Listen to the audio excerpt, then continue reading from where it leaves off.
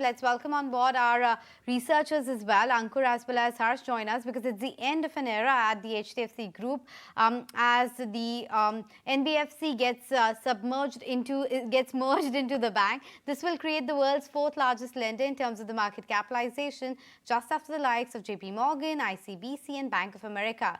Let's go across to our colleagues to understand what would be the new entity like, and more importantly, the chairman Deepak Parekh, who has played an important and crucial role in the success of HDFC, will hold no executive role in the new entity.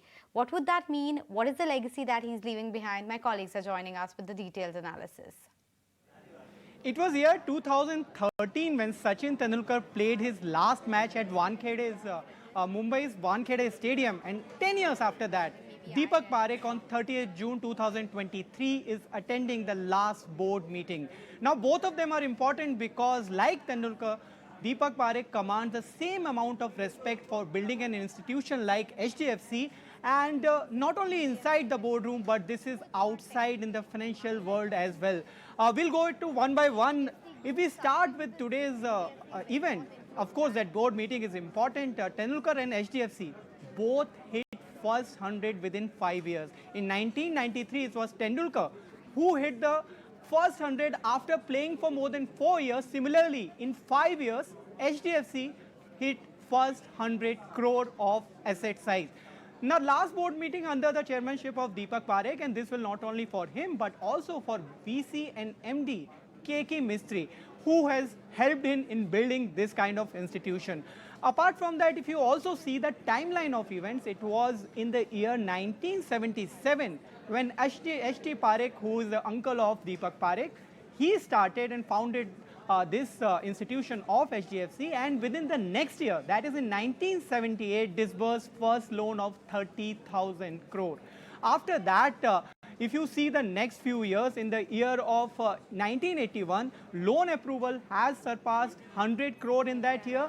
And after that, the journey actually took off in 1992 when Deepak Parekh was appointed as chairman of HDFC. After that, in 2003, HDFC and HDFC Bank Pact was announced, in which the sourcing of loan was done through this institution.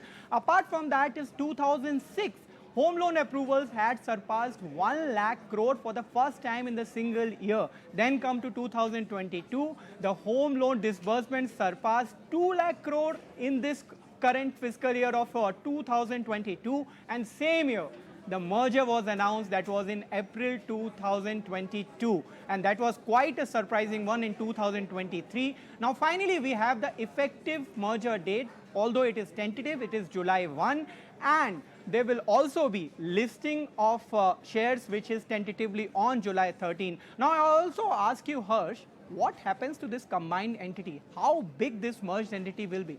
Well, absolutely, Ankur. So it's a super large entity. It's becoming the fourth largest bank in the world, behind JP Morgan, Bank of America, and Industrial and Commercial Bank of China. So it goes in this order: JP Morgan, Industrial Bank of China, and Bank of America, followed by HDFC Bank. 1.72, my apologies, $172 billion in terms of market cap is what the size will be or is expected to be. Let's look at the asset size: 23 lakh crore rupees. You've got a PAT which is exceeding 60,000 crore, making it the second most profitable domestic company, after the likes of a Reliance. And then you have 8,300 branches, only second to SBI. Employees at 177,000, and you have 12 crore customers at a combined entity level, right? Around 8.5 crore customers for HDFC Bank standalone, and 2.5 odd crore customers when I add the subsidiary companies as well.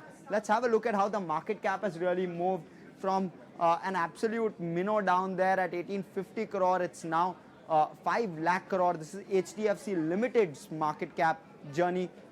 And the kind of returns, Ankur, that it's given is 270 Definitely. times.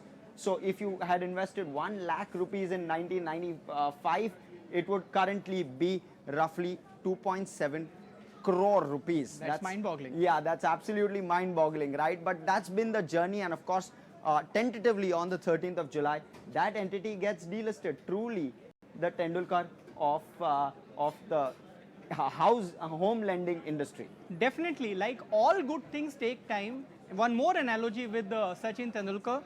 It was 23 years when Sachin Tendulkar hit 100 in 2012. And if you talk about HDFC, it took around 29 years for hitting that 2 lakh crore mark. So, of course, there is a lot of analogy between Tendulkar and Deepak Parekh as well as the institution. And like both of them, they are leaving with their heads high, with the handing over the future to the next lot of leadership.